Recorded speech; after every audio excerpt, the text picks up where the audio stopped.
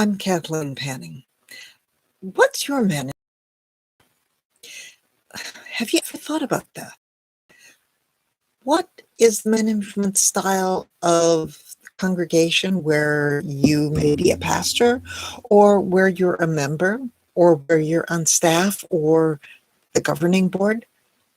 What's the pervasive culture of the congregation?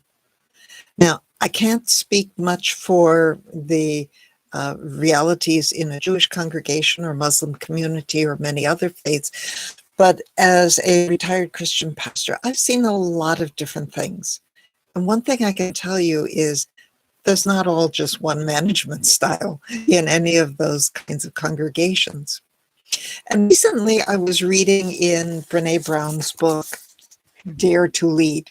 And on page 116, she says, and this is close to a quote, "If shame and blame are your management style or the pervasive culture, you cannot ask people to be vulnerable or brave." Think about that. Shame and blame. What happens in a congregation when shame and blame are the pervasive culture or the management style? It can happen in many, many different ways.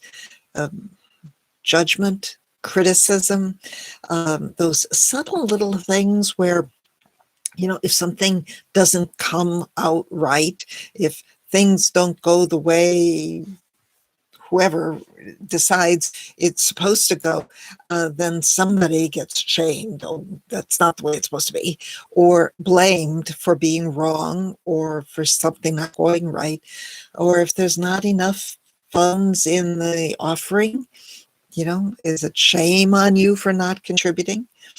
Are you blamed for what's not happening in the congregation? When those things happen, when those judgments are made, when the shame and the blame is there, it really kills the joy and the compassion and the creativity within a congregation. As I'm recording this, we're still in the midst of COVID. And this is a time where every congregation's had to be somewhat creative of how we do worship. Do we do worship? And if so, how? How do we do the things we've normally done? And it takes risk. It takes being brave and being vulnerable. No, things might not just work that way. But at least we have to give it a try. And the compassion that we need, because everything is changing. At least so much of it is. And none of us are experiencing life exactly the way it used to be. And that includes in our ministries and in our congregations. So shame and blame, we see it perhaps in our culture and in business. It can also be in families, by the way. But think about what is happening in the congregation where you're a member, or where you're on staff, or on the board, or where maybe you're part of the professional leadership of the congregation. Are you involved in shame and blame? Is that really what you want to be involved in? Is that how you see Scripture? There's more to say about all of this, and I invite you to come back again next time, because this is going to be continued. This is way too big of a topic to just cut it off on a short little bit of video here, but just start thinking about that question. What is the management style, your management style? Regardless of whether you're the professional faith leader on the staff or on the board, what is your management style?